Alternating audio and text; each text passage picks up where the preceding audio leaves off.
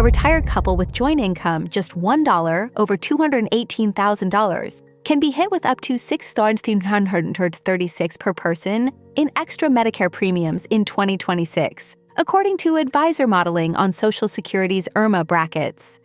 That surcharge is called IRMAA, and here's the strangest part. It's based on income from 2 years ago. So the bill often lands after you've already retired. Most people never see it coming.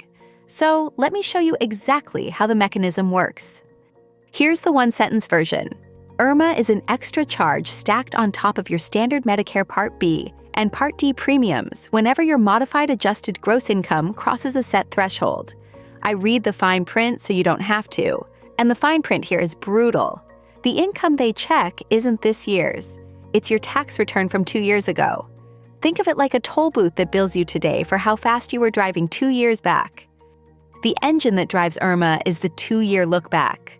For your 2026 premiums, Social Security reaches back to your 2024 tax return, and if your MAGI that year topped $109,000 as a single filer or $218,000 married filing jointly, the surcharge applies, even if you're now fully retired on half that income.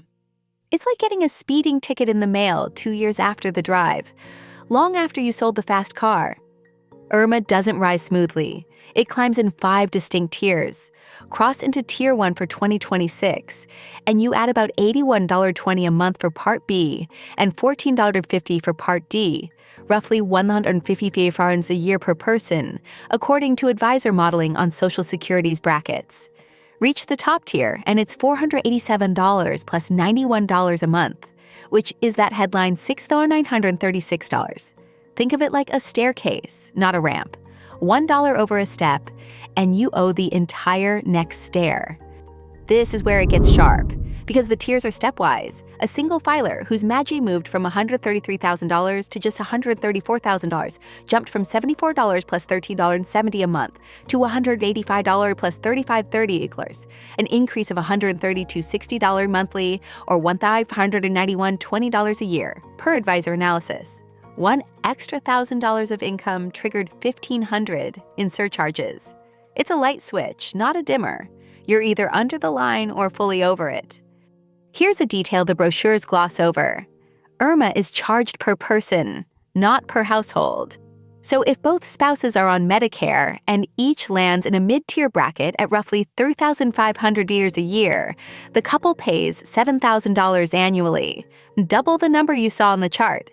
Think of it like 2 separate toll booths on the same road, one for each of you. If this is useful, subscribe. The next breakdown is already coming. Before I get to the last part, which is the most counterintuitive piece of this, understand what usually pulls the trigger. It's rarely steady income. It's a one-time event like a Roth conversion, a big capital gain, or selling a business, and it doesn't hit until 2 years later.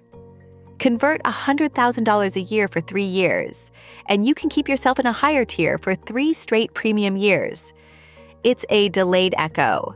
You shout once, and it bounces back down the canyon years later. The good news is, IRMAA resets every year, and each year is judged on its own 2-year-old income. So a single high-income year touches just 1 premium year, but stack multiple spiky years together, and they compound. It's like an annual physical that only ever checks a blood sample drawn 2 years earlier. That's why the sequencing of your withdrawals matters more than almost any other retirement decision. Here's the catch buried in the fine print. You can appeal, but only for a recognized life-changing event, like retirement, divorce, or losing a spouse, and you have just 60 days from the notice to file with Social Security. If your income spike was voluntary, a Roth conversion, or an asset sale, it typically does not qualify, and the surcharge simply stands. It's a return policy that covers defects, not buyer's remorse. And this is why it feels like an ambush. A couple both parked in a mid-tier bracket at about $2,843.60 each per year pays roughly $52,872 in surcharges over 10 years, according to advisor modeling. pure premium cost, on top of standard Medicare. Keep your MAGI under the threshold after the first year, and most of that stays in your portfolio. It's a slow leak in a tire, barely noticeable monthly, completely flat over the long run. So what do you actually do? Start by pulling the tax return from 2 years back, add your AGI to any tax-exempt interest, and that's the MAGI Social Security will judge. Compare it to the 2026 lines, $109,000 single, $218,000 married filing jointly, and you'll know which tier you're heading into. It's like checking the weather 2 years out, because that's the forecast IRMAA runs on. Second move, never do a big conversion or withdrawal blind. Project your total MAGI for that year: pensions, Social Security, required distributions, investment income. Then add the planned amount and see if it trips the next bracket. Splitting a $100,000 conversion into two $50,000 years can keep you a full tier lower. It's like measuring the doorway before you buy the couch, and it's a lot cheaper than finding out 2 years later.